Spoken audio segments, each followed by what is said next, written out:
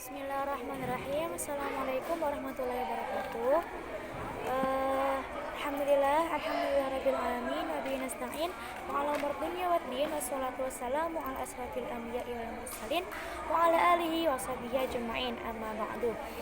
Yang terhormat Abi Hanif dan Umi Ida selaku pengasuh Pondok Pesantren Super Kamar Ibu Hanifida, yang saya hormati orang tua saya yang ada di rumah, semoga selalu sehat selalu. Dan saya hormati mbak-mbak pengurus semua dan teman-teman yang saya cintai.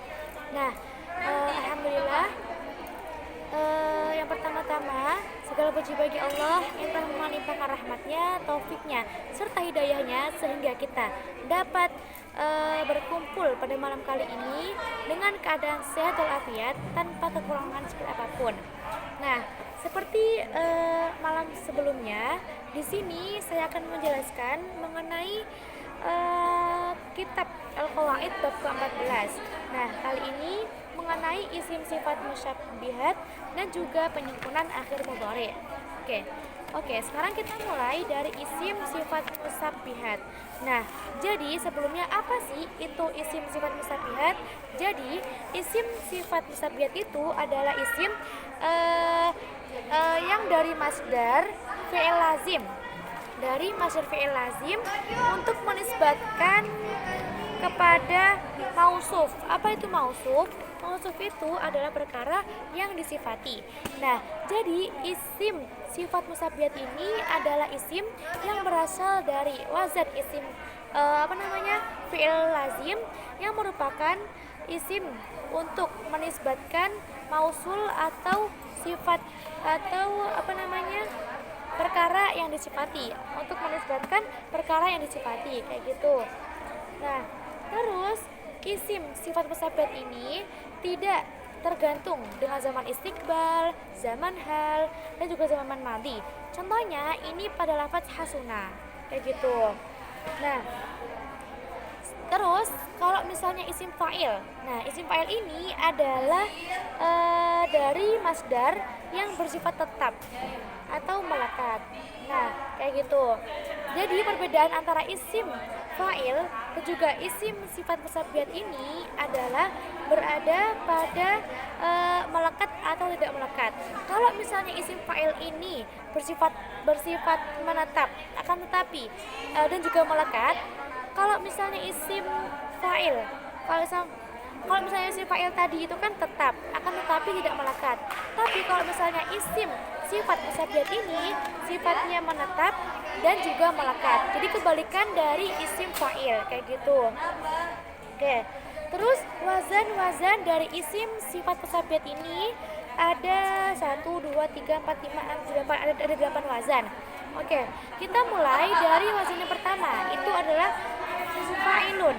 Oke, terus wazan yang kedua ini adalah af'alun untuk yang mudzakkar, dan fa'laun untuk wazan yang muannas. Yang ketiga ada fa'lanun, yang keempat ada fa'la, yang kelima ada fa'ilun untuk yang mudzakkar dan juga fa'ilatun untuk yang muannas, terus fa'lun, fa'lun, terus fa'alun dan juga fa'alun. Itu untuk wazan dari isim sifat musyabbihat kayak gitu. Oke, terus untuk wazan fa'ilun untuk isim maf'ul dan juga isim fa'il ini ada 2 jenis. Yang pertama, apabila isim fa'il itu apabila muzakkar dan juga muannasnya ini berbeda. Nah, contohnya seperti pada lafaz rajulun nasirun kayak gitu. Terus kalau misalnya isim maf'ul itu adalah apabila muzakkar dan juga muannasnya itu sama. Mausufnya beda. Tadi mausuf apa? Mausuf itu adalah perkara yang disifati. Itu namanya mausuf kayak gitu. Contohnya seperti pada lafaz rajulun qatilun kayak gitu. Nah, terus yang terakhir ini mengenai isim sifat musyabbihat dari selain fi'il sulasi, yaitu ini wazannya sama seperti isim fa'il. Contohnya seperti pada lafaz ma'tadilul qamatu gitu.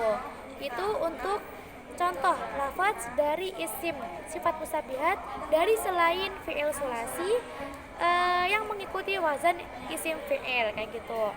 Nah, itu untuk penjelasan dari isim sifat musabihat. Nah, jadi sekarang kita lanjut ke yang kedua, yaitu mengenai penyukunan akhir mudhari.